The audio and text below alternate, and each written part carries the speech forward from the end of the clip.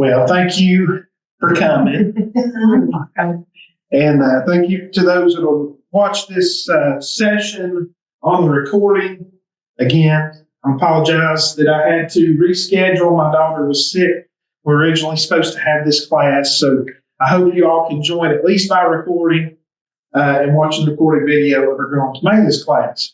Tomatoes are the favorite of most home gardeners due to its wide variety of uses. And I probably don't have to tell you all how you probably have ways that you use your own tomatoes. First of all, fresh pick. There's nothing better than a tomato sandwich, right? Nothing better than a tomato biscuit. And that's my favorite as well. Tomatoes are one of our number one canned and preserved products out of the garden. Fruits or vegetables grown at home. We can make sauces and soups and lots of different ingredients. And you can use tomatoes in a variety of recipes in the wintertime. And it does taste better when it comes from the home garden and it's canned and preserved at home. You can have tomatoes as ingredients. There are ingredients in many different recipes. Tomatoes are essentially a staple in many of the recipes that we use when it comes to dinner dishes or lunch dishes or a lot of different things. And so tomatoes are popular because of their widespread use. However, tomatoes are probably one of the hardest crops to grow in western North Carolina. They have a high disease susceptibility. We have an inconsistent water supply. We get plenty of water, we get plenty of rain, but we don't get it when we need it. And tomatoes are very finicky about that. Having drip irrigation and having water to your home garden will be one of the best ways to make your tomatoes a little bit better. We also have a pretty high level of insect pressure. I know in the recent years we've had problems with stink bugs, spider mites, fruit worms. There's lots of different insects that will attack tomatoes. Tomatoes also require a pretty lengthy season, and in general, the longer the season for our vegetables, the higher the chance for not being successful when it comes to home gardening. And so the longer the season, the longer it takes to raise something, the higher the probability that you'll get tired of raising it. I know a lot of people are avid gardeners this time of year in the spring. Always saying at my house is when it comes to the farm or the garden, we can garden a lot or farm a lot in February, but it's a different thing when the temperatures get hot in June and July. And so I know a lot of times gardens just kind of fade away after folks go on vacation. The disease hits and the water hits and different things can happen.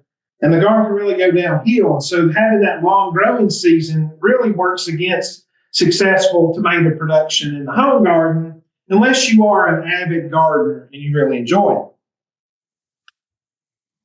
But here are a few steps. These are my 6 steps for growing tomatoes successfully in the home garden. First of all, like anything in the garden, it all begins with the soil and having good nutrient levels. We'll talk about that. It's especially important for tomatoes. Having good plants, going into the garden with good plants, good healthy plants, that's really, really important. It's important to plant to trellis most of our varieties. I know in the old days when I was a agent in Kentucky, they'd talk about in the old days when they would just put a few tomato plants on the end of a tobacco row, and they just kind of grew wild. And then after they cut tobacco, or while they cut tobacco, they'd go in and pick a few tomatoes. Well, it's a lot harder to do that today because of our diseases and because we have so much more disease pressure than we used to really produce it and get something out of it. Also, you need to prevent common diseases. We'll talk about preventative spraying, which is something that I highly recommend with tomatoes because of our high disease pressure. And also treating insects if they become a problem. I'm not as worried about the insects because most of the time, in most seasons, some years you will have a harder time with insects, and other years you will have less of a hard time with insects. And so with insects, we can really just scout and treat. We don't really have to prevent. We can just treat those insects once they reach a threshold where it becomes a problem to your tomato production. It is important to harvest at the right time and store tomatoes properly after harvest. So we'll touch on these 6 points today in this class. So first of all, begin with good soil.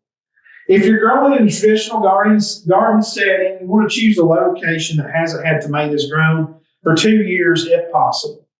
And I'm not necessarily talking about the entire garden, like moving a complete garden spot, but within your traditional garden, maybe you plant the first row this year and your last row the next year, and somewhere in the middle the next year. So rotate within your garden in a traditional garden.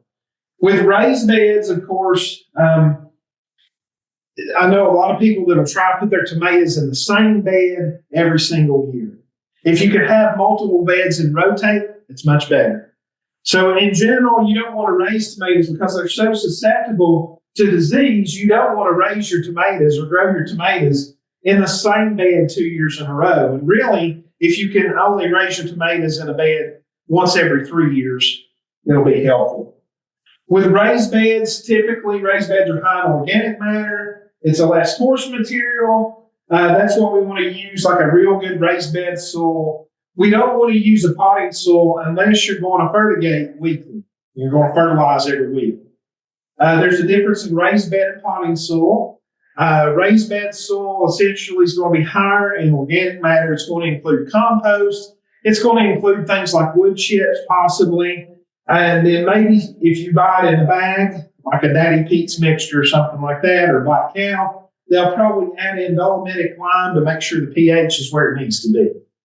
Potting soil is completely different. Potting soil is designed to grow the transplants. It's designed to grow in pots where you don't want salt accumulation. And potting soil is designed mainly for like potted plants, like hanging baskets, transplants, small potted plants.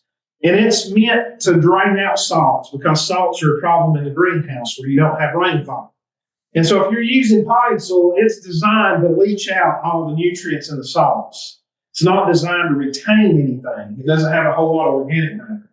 And so if you're building your raised bed, make sure you don't use a potting soil mixture. Use a mixture that's high in organic matter that will retain nutrients.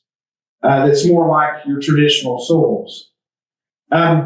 Even in a raised bed, if you're keeping your soil, you're not switching it out. You're probably not switching it out like once every 10 years or so. It is important with tomatoes to soil test every single year.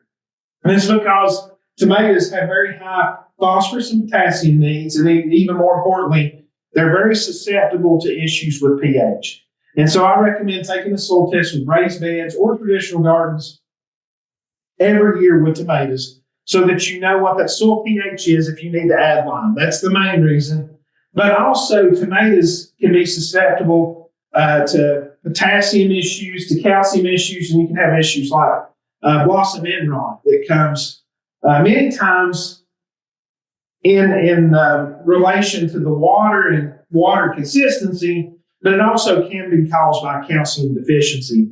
And so you want to make sure that your soil pH and your phosphorus and potassium levels are where they need to be. Potassium is key to ripening in tomatoes. So if you've ever had tomatoes that wouldn't get red all the way through, they would have blotchy ripening, that's probably a potassium issue. It's a low potassium problem. It could be stink bugs or insects like that, but it also could be a potassium issue. And so that's another reason I recommend to soil test your tomato beds every single year. In your raised bed soil, as the saying goes, junk in, junk out. Remember, it's really hard to do better than what you start with.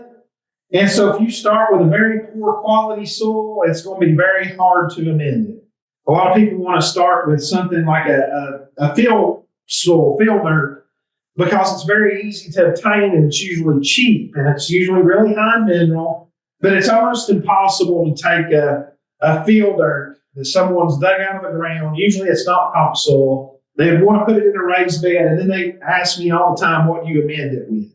You can't put enough amendments into field dirt and poor quality soil to get it where it needs to be for a crop like tomatoes. And so what I recommend on raised beds is really go more with a raised bed mixture, something in a bag, something in bulk that you can purchase made from a composted material. So 2/3 of raised bed or lawn and garden mixture, mixed with about a third composted cow manure. Be careful with the chicken litter. Be careful with any chicken manure because it's a lot higher in nitrogen and usually it's a lot higher in salts. And so be careful with that. So I usually go, just to be on the safe side, recommend the composted cow manure.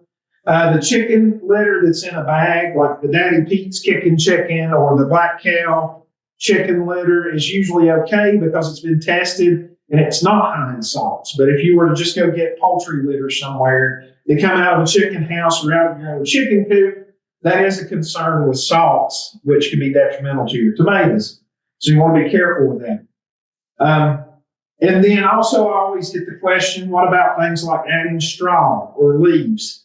Well, the problem with adding straw or leaves is it's not composted material. It's got to break down. It's okay to mulch with those sometimes. With leaves, you want them to be really chopped up because you want them to break down over time. The main issue I have with straw is good to mulch with, but a lot of times our straw is not seed-free. It's not weed seed-free, and you may be bringing seed into your raised bed or into your traditional garden. Add it into the soil mixture. You don't really want to do that. You really want to stick to composted material that you're putting in your raised bed soil originally. Another thing that I recommend, add 2 to 3 inches of mushroom compost each year and work that into the top 6 inches of your soil in your raised beds. And so this will be year 2 and beyond. You can do this in your first year as well. But each year, some of this material will break down. The soil level will sink in your raised beds.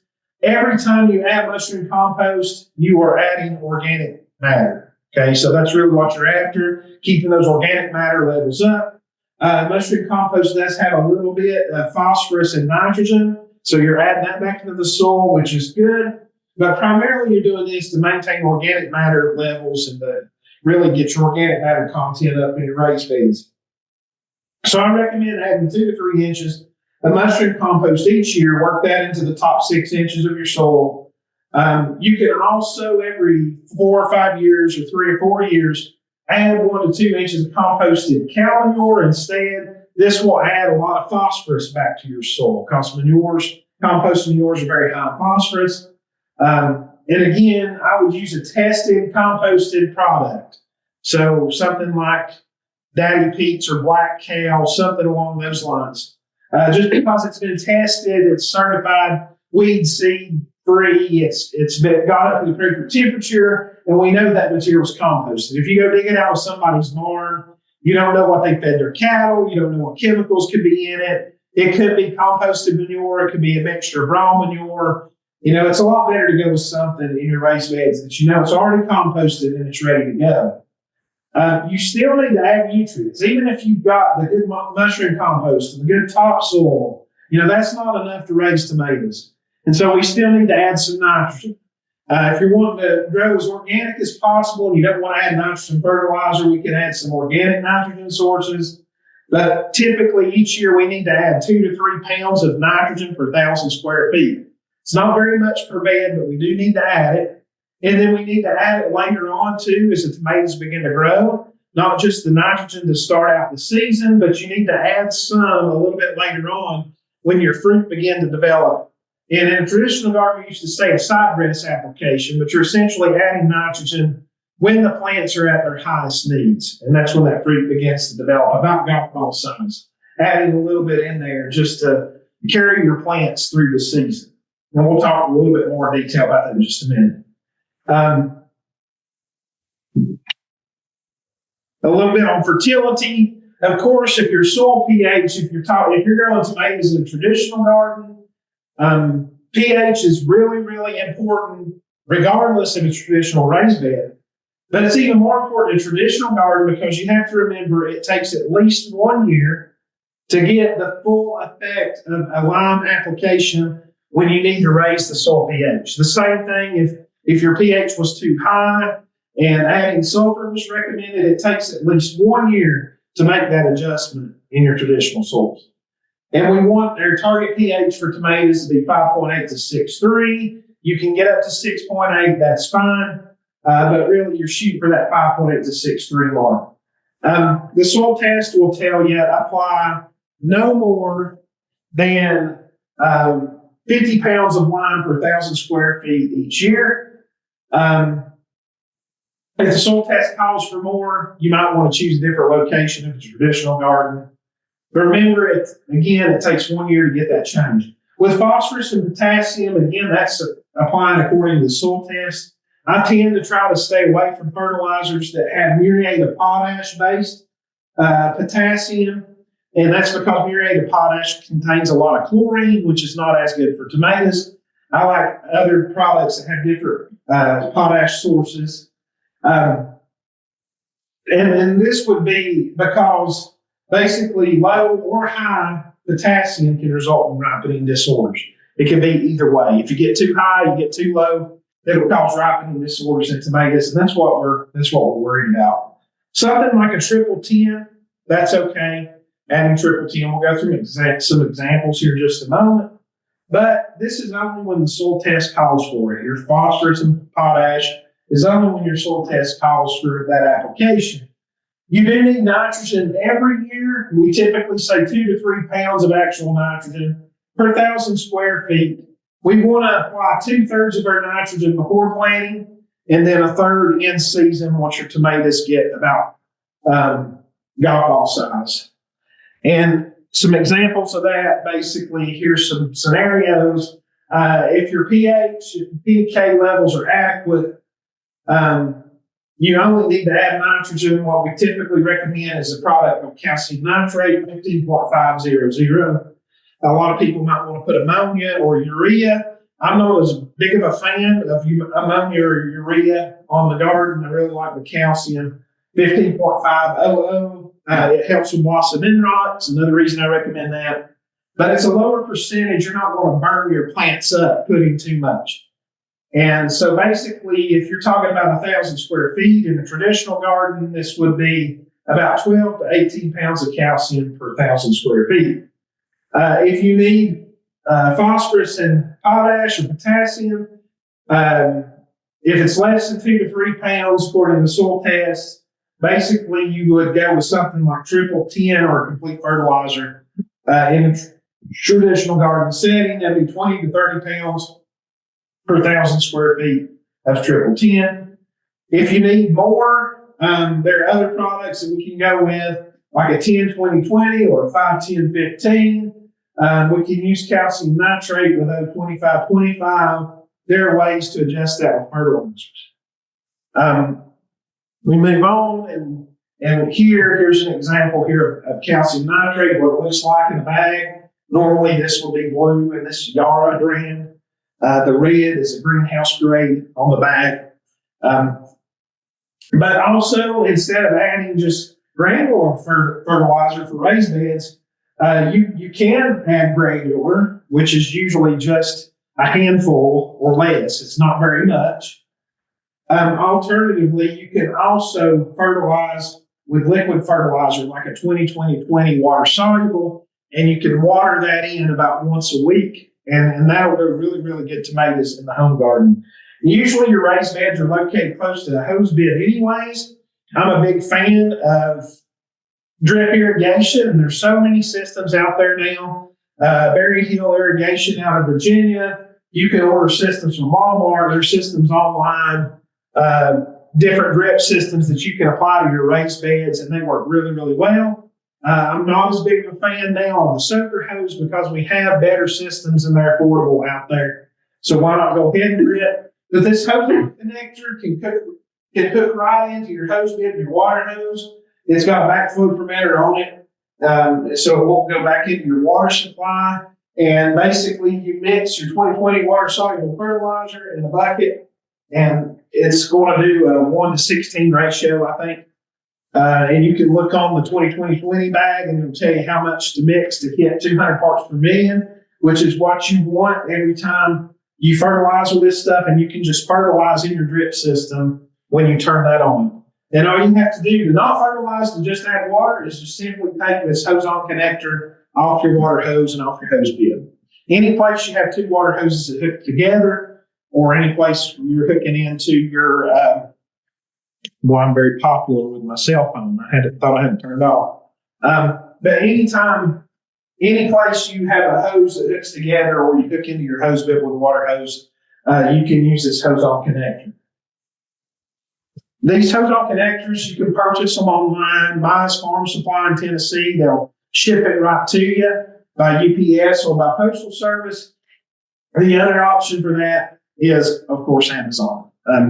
You can order it online through Amazon. They're not too expensive, $18 to $25. They're pretty cheap, and they'll usually last 2 or 3 years. Organic fertility management, we use nitrogen sources like blood meal, feather meal, fish emulsion. Legume cover crops, I'm not so sure about cover crops in raised beds, but that is an option in the literature. It's just so hard to plant a cover crop and till it into your raised bed. But that's out there. You could do something like alfalfa meal as well to get nitrogen incorporated into your bed. Adding alfalfa meal as a nitrogen source. There's hoof horn meal and also fish powder. All those are sources of nitrogen. Phosphorus, usually composted manures, composted chicken manures, bone meal, colloidal phosphate, rock phosphate, all that is available, and those are certified organic products that you can add. Bone meal is probably the big one that most people around here would use because it's readily available online at Walmart, Lowe's, local garden store. There's a lot of different places you can get bone meal. Potassium sulfate and green sand is going to be your potassium, your organic potassium source. Green sand being the largest source of that, of what most people would use for potassium there. When you're adding these organic products, typically when you order them, say for instance, you order bone meal at Walmart, it's going to have an analysis on the bag. You can use that analysis just like you would a fertilizer recommendation. I would increase it just a little bit because these organic products, these natural products, they're not going to break down quickly. And so, for instance, if it's calling for 20 to 30 pounds of triple 10, you might want to put a little bit higher amount per 1,000 square feet of bone meal, just because it's going to take more time for that to break down for those nutrients to release to the plants. Choosing good plants, a 5 to 8 week old plant is the best to plant. I know places that sell those that are 2 foot tall and have the bloom on them, but that's not really an ideal situation. 5 week old plant is going to be about 6 to 8 inches tall, depending on the weather, if it's been cloudy and how much fertilizer it's had. So plants with a little yellow and purple in, that's okay. That's not a bad thing. That just means they've been hardened off. They're going to be tougher. They're going to be more used to your garden and not as sensitive to the elements, to dry weather, changes in moisture, temperature, those kinds of things. Make sure your plants are disease-free. Make sure they don't have any spots on the leaves or, they just look like a healthy plant. You can pick your variety preference, but there are some disease-resistant varieties that you should consider and think about. A lot of times to get these disease-resistant varieties, they're not going to be available at the local greenhouse unless you custom order them and ask them to plant them for you. Many of these newer varieties, you would probably have to purchase the seed yourself and have somebody grow the plants for you, or purchase the seed and grow your own transplants at home. And knowing how to do this is an art sometimes to grow your own transplants.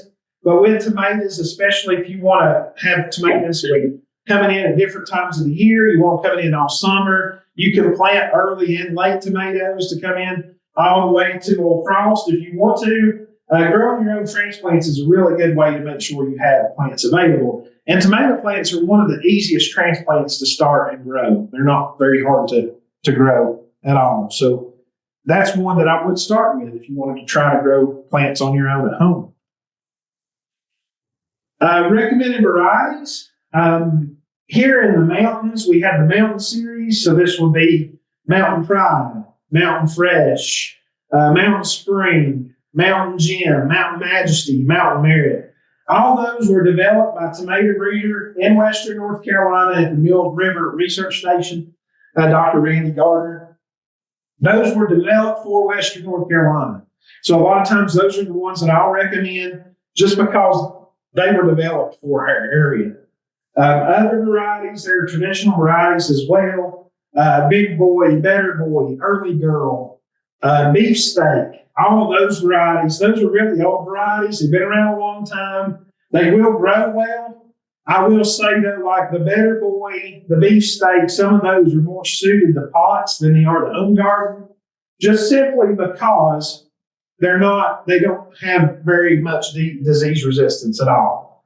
The mountain varieties, they have a lot of resistance to diseases that are in our area. So some that I recommend for red slicer varieties, one would be Mountain Gem. It has a large fruit set. It has crimson gene, so it's a really dark red color. It has some late blight resistance, and it's also tomato spotted wilt resistant. Tomato spotted wilt virus. Mountain Fresh is kind of the standard, tried and true. It grows more of a plant than the Mountain Gem, but it has some early blight tolerance. It also has large red fruit, the crimson gene. It's got some fusarium wilt resistance and some nematode resistance. Mountain Fresh is a really good light tomato, so one that you would plant in June or July and harvest and all the way up into October, because it grows a bigger plant and it will protect those plants in the fall. When we have that very hot sunshine, it'll protect those plants more because it has more foliage to protect from sunlight. Mountain Majesty is a newer variety. It's another large fruited variety. Has some verticillium and fusarium wilt resistance, and it has some intermediate resistance to tomato spotted wilt. It doesn't have any early blight tolerance. In fact, early blight can really devastate this. So if you don't plan to spray very much, I would not recommend the Mountain Majesty. I recommend the Mountain Fresh over the Mountain Majesty for a red slicer in the home garden. Mountain Gem's okay because it has late blight resistance, but I wouldn't necessarily recommend it if you're not going to spray as much either, because it is incredibly susceptible to early blight. In my opinion, early blight is probably the most devastating disease that we have to home gardeners. When folks say they have the blight or tomatoes blight, 9 times out of 10, that's what they're talking about. It's early blight. And then keep in mind too, we'll talk about this with diseases, but early and late blight, that doesn't mean you can have early blight with transplants. You can have late blight with transplants. So it's not about the timing of the season there. Traditionally, though, we don't see early blight until later in the year. Early blight, you'll see it, hitting plants as soon as we get our June rains. So you'll see it a lot with tomatoes. Some other varieties, specialty varieties, I like the Smarties. Great tomatoes, they've been harder to find in recent years. Another one that's out now is the Mountain Vineyard or the Mountain Honey. Those are new releases that are really, really good. The Mountain Honey is an indeterminate plant, so it grows very short, but it's highly productive. And these little tomatoes have some great yield and great color and great flavor. On the cherry tomatoes, there are several out there, Super Sweet 100 or the Sweet 1000s or Sweet Millions. All of those are pretty traditional varieties that are out there. There are some newer ones that are out now. Mountain Magic is one that you can make into a cherry tomato, but if you sucker it pretty heavily, it's going to be more like a plum. It's going to be a larger fruit. Tasty Lee is another one that's available that you can buy the seed and grow your own plants. Tasty Lee is developed and it's certified by the American Heart Association as a heart check mark food. It has 50% higher higher lycopene content. Has a really pretty color. It's a smaller fruit size. It's highly resistant to fusarium wilt. This is a really, really good tomato if you really like to can. It makes a beautiful canned tomato, sauce, whatever you want from a red slicer tomato. It makes a beautiful canned tomato in the jar. But those seeds are quite pricey. It's kind of a new niche thing that's out there. And it's one that I like to recommend for canning. New this year, I've never seen this in the catalog before this year, but I was going through the seed catalogs and I've seen several varieties now. These are all heirloom type tomatoes, or most of these on this list right here are heirloom type tomatoes. But this year they were released and advertised as late blight resistant. We have a new gene that they found in the last 10 years in tomatoes that's allowed them to develop late blight resistance. And I highly, highly, highly recommend this for home gardens. Late light's a devastating disease. We don't see it every year. It takes very specific weather conditions and weather patterns usually to bring it in their area. If you don't know what late blight is, late blight gets on potato as well. Late blight is a disease that caused historically the Irish potato famine. So that's the one that caused that. It's Phytophthora infestans. It caused the Irish potato famine. And when it hits tomatoes, it just looks like you scorched the vines. And so these varieties have resistance to it. Johnny's seeds, it looks like it's won the lottery with these because they're the first ones to really get a lot of these out. But they advertise Harvest Moon, Strawberry Fields, and Marmalade Skies. All those, the Harvest Moon is a stripy type. The Strawberry Fields is a German Pink or German Johnson type. And then the Marmalade Skies is a yellow heirloom type. Now, I say type because these are hybrids. So if you purchase the seed, if you try to save the seed, the chances are you're not going to carry over that late blight resistance trait or those favorable traits. So these are ones that you really have to buy the seed every single year. They're not true heirlooms, okay? Most of our true heirlooms like Cherokee Purple, German Johnson, Mr. Stripey, German Pink, Beefsteak, all those true heirlooms that you can save the seed. They're open pollinated varieties. None of those really have a whole lot of disease resistance, and that's the problem with them. Okay, so these are developed. You can get that heirloom flavor. You can get that heirloom style tomato, but it's in a hybrid package and it has disease resistance, which is a really good thing. Another one that came out a few years ago is Mountain Magic. These are the ones, Karen, that I gave out to the Master Gardeners last year. Mountain Magic is that cherry plum type tomato. If you sucker it like you're supposed to, it'll make a plum tomato usually about, 2 to 3 inches or smaller. If you leave the suckers on it, which you can do because it has really good disease resistance, Mountain Magic will make like a cherry tomato. It'll be a larger cherry tomato that is something you could slice into and throw in a salad. I really like Mountain Magic. It is an indeterminate plant. It's very vigorous. It grows very strong. This is not one you'd want to put in your small tomato cage. None of these are. All of these you pretty much want to trellis, either with a drop-down trellis or a floor-to-leaf. And you want a trellis that's going to be 6 to 7 foot tall, 5 foot minimum, because you're going to get a lot of production. The tops of these plants, you don't want them growing over your trellis to where you have to cut them off. So none of these are really determinate types. Mountain Merit is a red slicer variety that's got some late blight resistance. I like Mountain Merit for the home garden. It doesn't produce as vigorously. It grows a lot more foliage, doesn't grow as many tomatoes, and they're usually quite small. I mean, you're looking to 4 to 6 ounce fruit for the most part on Mountain Merit, whereas something like a Mountain Fresh will grow a bigger tomato.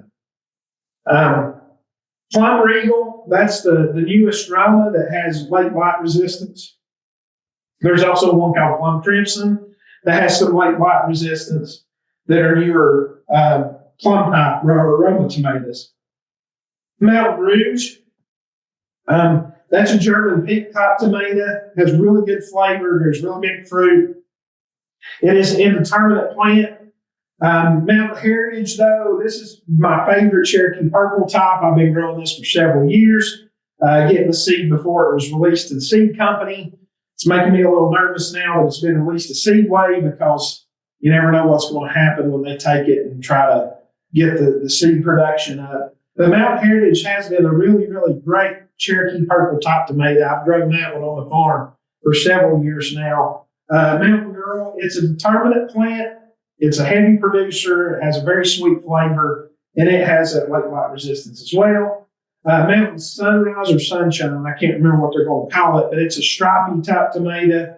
It'll be available here in 2026. You see Johnny's, Seedway, Harris Seeds, and then High Mowing Organic on this last one. That's the companies that these varieties are exclusive to or supposed to be exclusive to. But all of these companies have online ordering and they have a home garden option. So you should be able to order 50 seeds or less. They might be quite expensive, but you can order 50 seeds or less from each of these companies. Johnny's, you can order like 10 or 25 seeds, very small packages.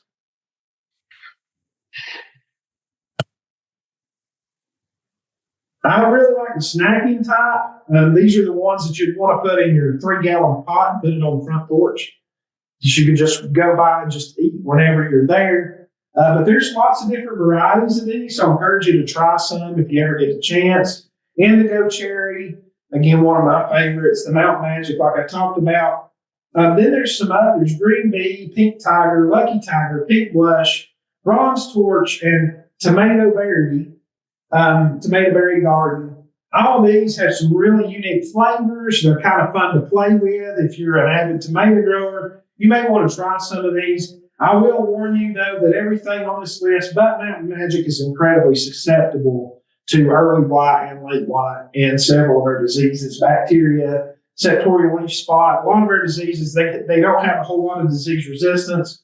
But I just throw this out there because if you want a little cherry tomato to snack on, try a little variety. There's some others like Green Tiger or Lucky Tiger that have a so sweet of a flavor they don't even taste like tomatoes. They're more like candy. They're very low in acid. Roma varieties, if you like salsas, you want to make spaghetti sauce, that kind of thing. The one I would recommend will be the Plum Crimson or the Plum Regal. They have that crimson gene and resistance to good disease resistance. My third go-to would be this Pony Express, which is a little bit older variety. The disease resistance is not as good, but it is a good producer. It'll produce a lot of fruit on the plant. We'll move into tomato trellising just a little bit. There are many methods to trellis tomatoes, but basically you're leaving production, garden production. You're minimizing production if you don't do some kind of trellis. Tomatoes, like I said already, very susceptible to disease. One of the ways that you make them less susceptible is you increase airflow as much as possible. And so getting that plant upright, getting it on a trellis so you get good airflow, keeping the vines as dry as possible. Don't ever work in your vines when they're wet. Work in them when it's dry. So don't go out and sucker or pick your tomatoes in the morning when the dew's still out. Wait till the evening, the cool of the evening to do your work in your tomatoes. And you'll spread less disease. But trellising, you need trellis. You need to grow tomatoes on trellis if you want it to be as productive as possible. All trellising starts with pruning. Tomatoes need some pruning regardless of the trellis method. Otherwise, you're going to have a mess. And when we're talking about pruning, a lot of people just want to go in here below this first fruit hand on the plant. They want to take everything off. That's a terrible way to prune. Don't do that, okay? So we basically want to take out the sucker, which is this. It's almost like a baby tomato plant that grows between the leaf, which is horizontal, and the stem, which is more vertical. And then in the middle there, that's the sucker that you want to take out. On most systems, it depends on the trellising system on how much you sucker and how often. But most of the time, minimal suckering, you want to leave one sucker below the first fruit end. So you look where those first flower buds are coming out on the plant. Another reason why I said you don't want to buy those tall 12-week-old plants to go out in the garden with a bloom on, because that bloom will be 3 foot high. It'll stretch in the pot. A 6 to 8 week old plant, it'll start to bloom out usually about a foot, 8 inches to a foot. And so you've got a lot more capability to produce out of a plant that's shorter, that 5 to 6 week old plant. But usually we'll leave the first sucker below the first fruit hand and then take out all the suckers all the way down the plant below that. It's usually, on most plants, it's usually about 4 or 5 leaves. Some 3, some, like some of the cherry varieties, you may be taking out 10 or 12 suckers because they're more vigorous. But find that first fruit hand on the stem, leave one sucker below it, take out the others. That's kind of the minimal rule of thumb. If you're using different trellising methods, though, it may change. Always leave these leaves. Don't take off the leaves. Leave them there. The only time I would take off the leaves is if I had some right on the ground that would be right in the soil. And then I might consider taking those off because soil splash, those are going to disease. But the rest of the leaves, leave them on the plant. Also with pruning, you're a lot better off if you take these suckers off when they're small. If they get bigger than the size of your pinky, you need to cut them rather than break them. When you break them, you're going to increase surface area and you're going to increase the risk of disease. If you cut them and have a smooth cut with a clean blade, you have less chance of that area of disease entering in through that part of the plant that's broken off. If you can sucker them like this when they're small, very small, the suckers are really small, that'll heal over in less than a day, and there'll be very little chance for disease to enter the plant through the wound where you remove the sucker. So this is a single stake trellis method. This one's not so good for very vigorous indeterminate varieties, but it will work for some of the varieties like Better Boy, Big Boy, Mountain Girl, some of those that grow shorter determinate plants. This is basically where you take a single stake, you put that in each tomato plant. The stakes need to be as tall as the maximum plant height, and then you keep those tomatoes pruned to a single main stem. And so basically you go in every single week and take off suckers and let that plant grow up. And you're going to have less fruit grown on each plant, but it's a more concise look. It's more of a landscape type look. So you keep those tomatoes pruned to a single stem. You tie the stem to the stake about once every 7 to 14 days, about every 8 to 10 inches. You can modify the stake by nailing the finishing nail at the top and then tie that string, let it drop down that stake to each plant. And it's kind of like the trellis method that I'll go over in just a minute. The single stake pros, it's relatively inexpensive. You can use just about any kind of stake, right? As long as it's wood, you can drive a nail in the top or whatever. You can use tobacco sticks. You can use old tobacco sticks. You can use 2x2s. There are many types of material you can make your own tomato stakes out of. It's easy to install. It limits the plant size, which can be good in a home garden situation where you're gardening in your landscape. It maximizes airflow between the plants, and it's easy to get good coverage with preventative fungicides. The cons, you're confined to pruning to a single stem, which produces fewer tomatoes. And you're not really maximizing the amount of suckers that you take off. You're not maximizing the number of fruit to fruit size, and you're losing some production in your garden. The sticks may not support the weight. And then again, this method is not good for indeterminate varieties that are very vigorous. It takes lots of time. You have to spend a lot of time pruning, a lot of time staking, a lot of time taking care of your tomatoes when you could be doing other tasks in your garden. The trellis method, very similar, but this time you're building a trellis. You can see the stakes spaced. There's something on top to tie to drop your strings down to your tomatoes. Basically, you build a support, placing vertical stakes at the end of each tomato row.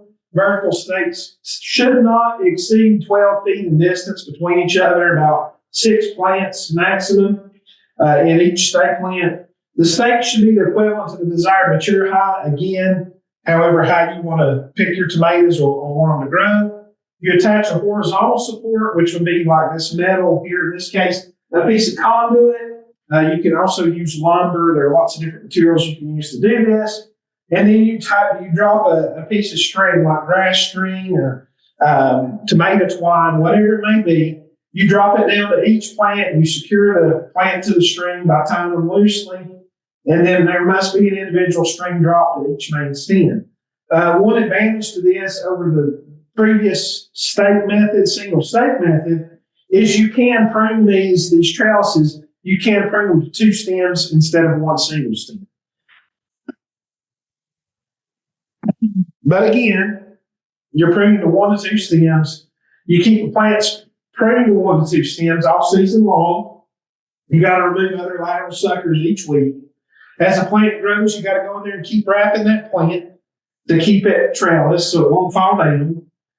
usually weekly until the plant reaches the top of the trellis. Once it reaches the top, you just go in there and whack it off. Keep it whacked off and cut off so it don't overgrow your trellis. Some alternate methods of trellising besides the dropping down the string, the cattle panel method, a lot of people like that. The pot method, here's one where they incorporated it into their back deck. They built their trellis on their deck. They dropped the string down to the tomatoes. These tomatoes then grow up that string, and then you can even run it to gutters or whatever and keep those indeterminate plants on your house or whatever you have to run them along like this decking here. You could not just grow vertically, but you could also start to run it horizontally, and you could keep that growth going, that upward growth. But then again, the pros, relatively inexpensive. It is easy to install. Again, it limits the plant size to maximize airflow. It is easy to get good coverage. Fungicides, maintaining the plant weight is usually not an issue if the trellis is constructed properly. And so those are all the reasons that you might do this. The cons to this, though, it combines, again, that pruning to a single or double stem, produces fewer tomatoes. You're not maximizing what you can do in your garden. It does require weekly pruning, so that's more time spent in the garden, wrapping those vines. It's harder to catch up if you ever do get behind. And then you're confined to planting in rows. It's one of the negatives to this. We go on the tomato cage method. Basically, you prune plants by removing all the suckers below the first fruit hand, like I just showed you earlier when I was explaining how to sucker a tomato. You install that tomato cage over the plant with the largest area of the cage toward the sky, upward. The cages have to be large and sturdy enough to handle the mature plant size and fruit load. I also recommend a stake in each cage with a string, so if the wind comes along when your plants are upright, it won't blow your cages over. That stake will secure it, it will hold it. And that stake can be like a wooden stick or a metal T-post or something like that. You want to remove or cut off any suckers that extend too far out of the cage before they fall. And this helps to avoid disease issues, where you might have a fruit hand or sucker that goes way out, it falls, it breaks, and then you have a partial, you have a lot of damage where that sucker breaks down. This allows the plants to grow. The cage will contain the growth. It works best with determinate or patio types. There are some bigger cages now that will work with intermediate, indeterminate types. Not intermediate, the indeterminate types. There are some pretty hardy cages. So if you're going to use the tomato cage method and you're wanting to grow heirloom indeterminate tomatoes like most people do, make sure you get the heavy duty cages. If you skimp and get the cheaper cages, you're going to be very disappointed. It's not going to work out so well for you. So get the tall, heavy duty cages if you're going to do that. These will work with those patio varieties. These will work with the smaller ones, will work with better boys and determinate varieties. But most people, that's not what they want. They want the Cherokee purples, the German pinks, the stripies. So make sure you get a heavy-duty tomato cage if you use this method. And they are quite expensive. Tomato cages work well with container and raised bed plantings. It does allow more fruit than the tomato trellis or single stake method that we just talked about. It's not confined to in row, so you can scatter your plants around your raised bed or you can scatter them around your landscape. It's usually more aesthetically pleasing when gardening in the landscape. However, the downside, those cages are expensive. If you've ever tried to price the good ones, they are pretty pricey. I haven't priced any lately, but I've seen some as cheap as $4 and as much as $12. So they should last a long time, though. That's the good side to it once you purchase them. This cage method, though, may not handle the weight of many of our indeterminate varieties. The cages may fall over easy if you don't put a stake in them, and it can easily damage plants if you don't stay on top of things growing inside the cage. Here's my preferred method. That picture right there is Was that last year? Maybe. I believe it was 2 years ago. I'm not sure when I took that picture. It usually looks the same in my place. We're growing a lot of tomatoes on our farm. So tomatoes kind of my thing. That's what I like to grow. But the Florida weed method, the same method that I use for commercial production, you can use that when you're home garden. You can use it in a raised bed. You just basically have to have 2 to 4 plants or more. You can plant as many. These rows right here are about 150 plants. No, these would be 75 plants long. The other field out the road was 150 plants long. And so you can plant a lot of plants using this horizontal or Florida weave or basket weave method. Has different names. A few materials that you need for this method, you need some tomato stakes. I like pressure treated. That's what I use, or pressure treated tomato stakes. Honduran pine is most what I've been getting in recent years. A belt to hold your, not just to hold your pants up, but also to hold your string as you go through the field. Knife to cut your string, and then some kind of tying stick. So I've got a PVC stick in this picture in the upper right-hand corner. You can modify. I've had people modify broomsticks. I've had people use aluminum lamp post of an old lamp or something like that. Just something that you can run the string through. And then this bottom corner is why this method works. Tomato grow twine or tomato twine. It's available in a lot of different places. I know Price's Creek store has it available. There are several different places you can order it on Amazon. You can order it from Berry Hill Irrigation. There's a lot of places you can order this grow twine. It comes in a nice box that the string pulls out the top. It has belt loops on the side, so you can loop it to your belt, and your hands are free to do your trellis. Now, why I really like this method is primarily it saves time. And what you do with this is you install those wooden stakes.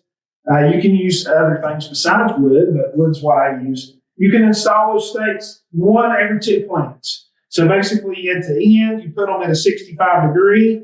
Throughout your row, it's straight up and down, vertical stakes. And you put them every 2 plants. So 2 plants in between each stick. Then you install those like I said, those end stakes at an angle. You only use pressure treated if you're using wood, and that's not chemically pressure treated, it's saltwater treated. Why is that? It's because oak sticks, some of our hardwoods, after a couple of years, they're going to begin to rot and they're going to break. They're not going to take the pressure. You prune plants, the first method that I talked about, leaving that one sucker below the first fruit hand. You prune them once and you're done. You don't have to prune the rest of the year, with exception if they get taller than your tomato stakes. You might have to go in and cut the tops off. But that's it. That's all the pruning that you have to do. Okay, you leave that one sucker below the first fruit hand, unless there's a variety that needs more or less suckers. Like I mentioned, the Mountain Magic, sometimes we leave more because we want more of a cherry tomato. Some of our heirlooms, we leave more because we need more vine coverage early in the season. So determinants, you want to use a 48-inch plus stake, 48 to 54-inch stake. You basically run a string about one time each week for the first 3 weeks. You'll skip 2 weeks for that 4th string because the growth really slows. That's when the fruit really starts to develop. And then basically 1.5 to 2 weeks for that 5th string when the plants top out for those determinate varieties. For indeterminates, we're using 60 to 72-inch stakes, a string about once a week for the first 5 weeks, and then two weeks before the 6th string, 1 more before the 7th string, and then you top out at the top of the stick. So basically, you're just going through and tying the first string, you go through and do a figure 8. So you got your stake, 2 plants growing in between.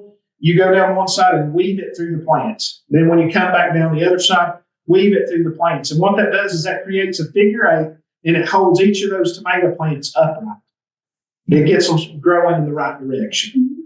When you come through with your 2nd string, you just have to go down each side. And you're basically, it's similar to the tomato cage concept. The string's just catching the main part of your vine. It's just catching the tops, and it's just holding that plant up as it grows. And that's all you're doing. there. It's really easy. You saw that picture there, that first picture of all those plants. I would tie about once a week when I was growing 10 rows, 300 plants. About 6,000 plants, it would take me about 2.5 hours to tie 6,000 plants once a week. So it went by relatively quick. In your home garden, it'd take you maybe 10 or 15 minutes to do 8 or 10 plants. So it'd take you no time at all once you got the handle of it. I talk here in this slide about that first string, what I just told you. You're keeping the tension tight. You're doing that figure 8 on the first string, and basically you're just tightening that string at each of these stakes. You're not tying it, you're just basically wrapping it around the stake, and then you tie it each end. So it's really, really easy. It will work on your fingers. After you do a lot of tying, sometimes you may have blisters, like if you do a lot of work with a garden hoe or something like that. Every year, the first tying that I do, I'll have blisters on my finger from the string rubbing or, holding on to the stick. But you build up immunity, I guess. The second string, you just go about 5 to 8 inches above the first and then straight down to each side of the plant. And that's what I'm showing there in that picture. You see the first one tied here in figure 8. The second one's just down each side of the plant. You're just catching the tops. And that's pretty much what you do the rest of the season.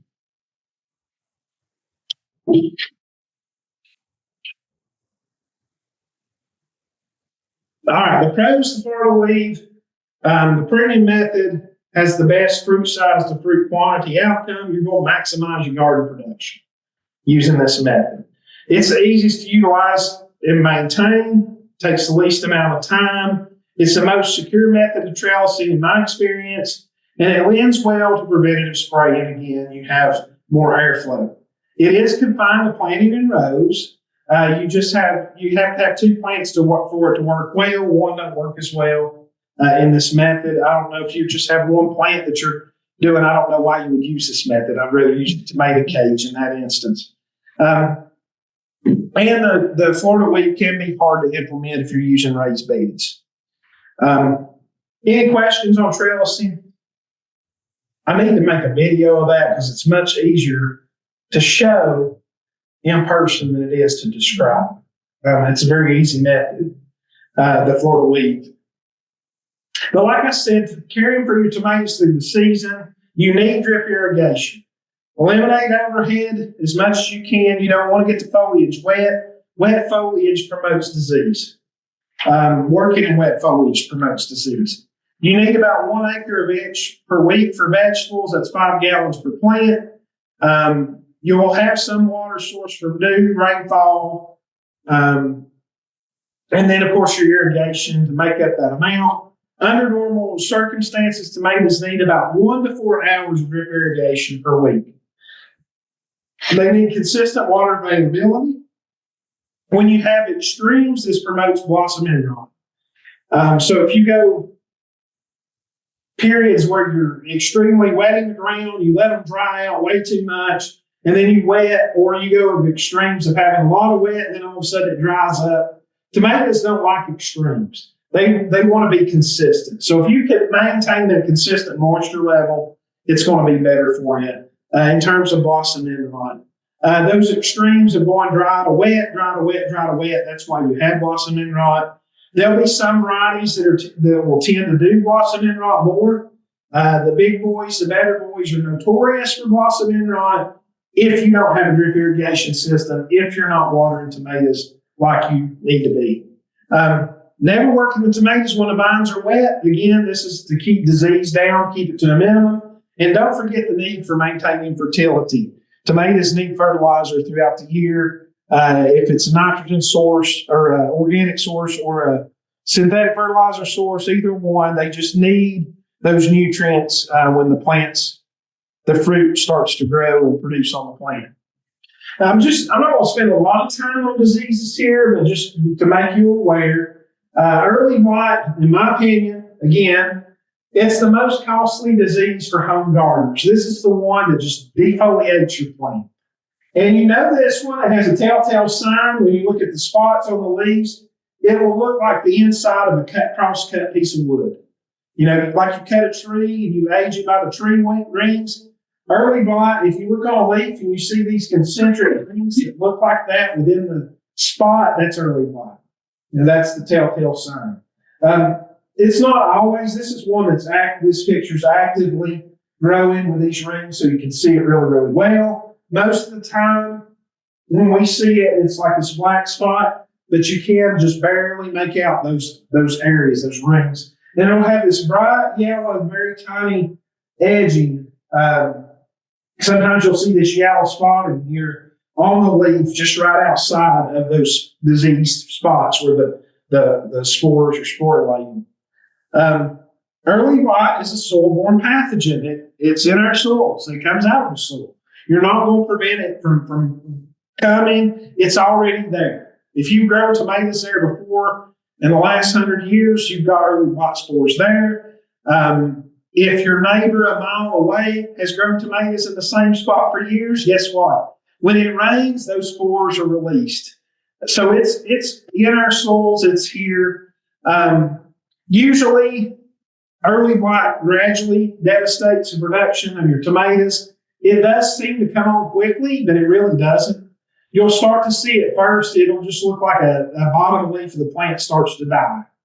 And then you'll come in the next week and it's maybe a foot up the plant. You're starting to see spots on the leaves. And then you'll come in after you have vacation usually, and 3/4 of the plant is blighted. And that's typically the progression of early blight. You see it just a little bit, and then all of a sudden you get a rain shower or something, and it takes off. It takes off. So when most people come in, they say, my tomato's blighted. It's one of two diseases. It's early blight or septoria leaf spot. The good thing is these can be minimized with preventative fungicides very, very well. But you got to keep those preventative fungicides, and that's all you pretty much have available as a homeowner. You got to keep those on those plants. You got to keep it covered. These preventative fungicides, they're residue-based. They're not systemic. They're not going to get in the plant. They're not going to get in your fruit.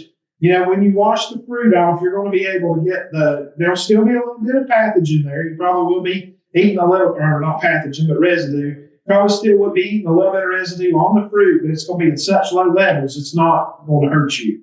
That's what the research shows. Most of it actually washes off. You know, you wash it off with water before you consume it. You boil it before you can it.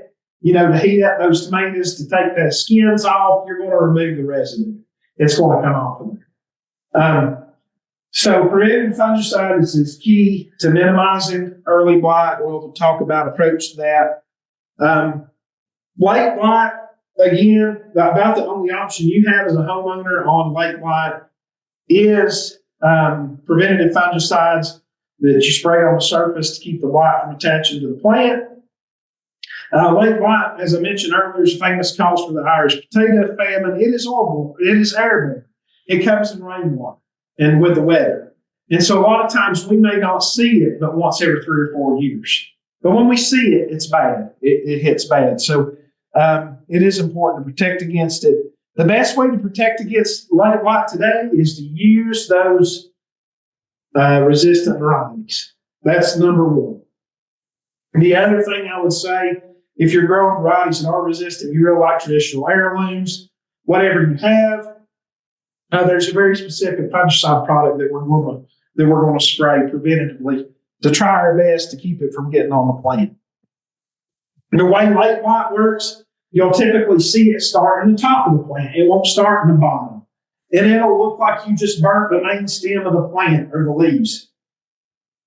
This is a little bit of what this verticillium will. Aside from early blight, this is our most common tomato pathogen. Verticillium wilt, you notice in these spots, you don't see those concentric rings. However, with verticillium, I've never been in a tomato field where I saw verticillium that I didn't see early blight. And so these two diseases is very hard to distinguish between each other, mostly because when you see them, you see both. Verticillium primarily impacts the foliage. It may cause abortion of fruit. If it gets bad enough, it is a soil-borne pathogen as well. But when it takes hold, it takes hold very, very hard. Okay, it's very, very hard. The main way that we prevent verticillium is to use resistant varieties. So when I talk about those mountain varieties, you saw on there verticillium 1, verticillium 2. You saw that being listed as one of the diseases it was developed to be resistant to, and that's why it's major impact. This is one that we see a little bit, but not. I see it almost every year out of home garden. Septoria leaf spot. This primarily comes about because people are handling their vines with it.